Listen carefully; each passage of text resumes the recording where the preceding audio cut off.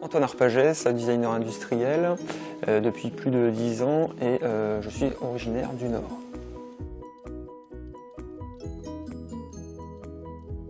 J'ai un parcours un peu particulier parce qu'au départ en fait j'ai passé des études pour devenir prof de bio. Donc j'ai un master en biologie générale dans l'idée d'enseigner et puis de pouvoir partager ce savoir. Et puis au fur et à mesure je me suis rendu compte que c'était pas forcément ça que je voulais faire, donc j'ai fait d'autres choses entre temps et puis j'ai eu l'opportunité de pouvoir accéder à une formation dans le Nord justement à Valenciennes, dans l'ISD, l'école de l'Institut supérieur de design. Et tout au long de mon parcours sur 3 ans, je suis abouti ensuite à un stage ici dans la région, dans les équipes de Decathlon. J'ai travaillé donc en designant en tant que designer intégré pendant plus de 10 ans aussi, pour ne pas dire 11 ans, dans le domaine du sport et plus particulièrement dans la natation.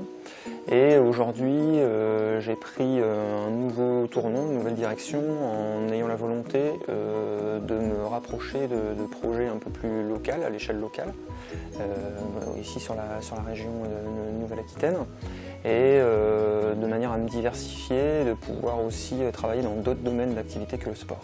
En tout cas, ma volonté, c'est de me diversifier, d'essayer par la responsabilité de designer d'apporter des solutions qui sont plus durables aussi dans le temps, et puis dans le respect des milieux de vie dans lesquels on est, dans lesquels on vit.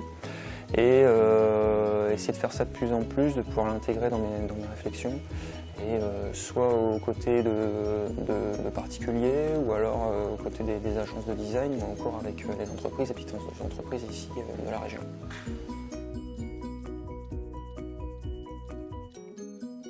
Je cherchais en fait un autre moyen d'expression que par le savoir. J'étais aussi un peu créatif en jouant de la musique, donc du coup ça c'est un autre moyen d'expression aussi.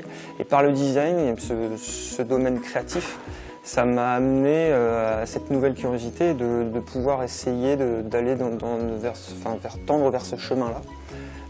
Après, il y a vraiment une grande différence entre la biologie et le design, évidemment, mais il y a quand même un rapport à la nature, un rapport à l'humain, qui est assez, finalement, qui moi me nourrit aujourd'hui dans mes réflexions, et je suis assez content d'avoir pu enrichir mes réflexions intellectuelles par le biais de la biologie, et aujourd'hui pouvoir l'appliquer aussi, et notamment sur les connaissances utilisateurs, sur les besoins, etc. Donc ça paraît éloigné dans un premier temps, mais on peut rapprocher les deux, et puis aujourd'hui il y a des pratiques qui sont proches dans ce domaine-là, le biomimétisme, on en parlait récemment, il y a d'autres choses possibles.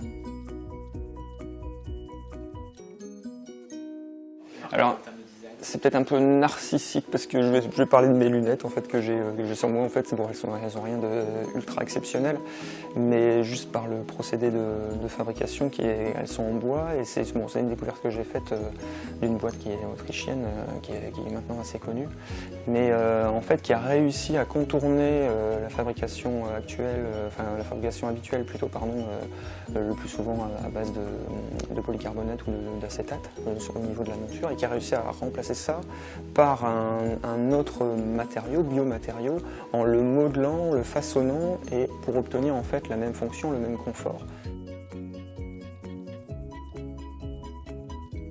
Je pense sincèrement oui, parce que pareil, quand j'ai intégré moi il y a plus de 10 ans l'école de design de Valenciennes, j'ai progressé, on a travaillé pendant 3 bonnes années, vraiment de manière très dense, et par contre jamais au contact d'autres métiers que des designers. Donc on faisait des projets courts, des projets en groupe, mais jamais avec cette connaissance technique. Moi, c'était un manque vraiment réel que j'ai eu pendant toute ma formation. Et c'est en arrivant en entreprise, en design intégré comme Decathlon, où là j'ai vu vraiment le bénéfice et puis le côté indispensable de devoir travailler justement avec une connaissance supplémentaire technique. Donc au travers d'une personne supplémentaire, en l'occurrence un ingénieur, ou alors au travers des connaissances personnelles que je n'avais pas. Donc avoir cette formation aujourd'hui de bachelor, plutôt formation hybride, pour moi c'est vraiment un avantage fort pour pouvoir consolider ses connaissances. Que l'on soit au départ scientifique et avec une volonté d'être ingénieur, ou alors qu'on soit designer et plutôt créatif, mais en tout cas on va consolider et avoir des connaissances communes. Et je trouve que aussi, alors si ensuite, à l'issue de ce bachelor, on est amené en fait à se spécialiser pour devenir soit designer, soit ingénieur, et ben pendant ces 3 années, on va obtenir un langage commun, un vocabulaire commun, et puis un processus créatif aussi commun. Donc l'entente aussi, et puis le fonctionnement pour arriver au développement d'un projet va être facilité et va être amélioré aussi dans ce sens-là. Donc moi j'y vois vraiment un intérêt pour ça. Et aussi parce que ces 2 disciplines sont interdépendantes.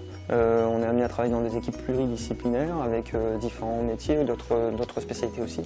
Mais le binôme ingénieur-designer, il est très fort, très important. Les designers n'est rien sans les ingénieurs et vice-versa.